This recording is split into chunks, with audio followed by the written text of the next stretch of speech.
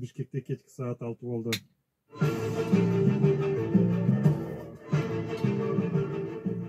Эсенсизби 15 апрель ишемби кечки берүүнү менен Сабыр Момунов алып барамын. Алдыда авторубуздун темалары. Парламентте Украинадагы согушка кетип жаракат алып мекенине кайтпай калган кыргызстандыктар тууралуу маселе козголду. Ал арада Вагнер менен согушка барып, кайра Орусияга кайтып келген мигранттар тууралуу маалыматтар чыгууда.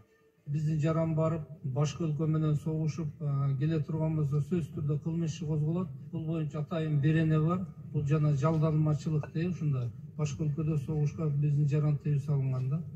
Аю компаниясынын 2 завод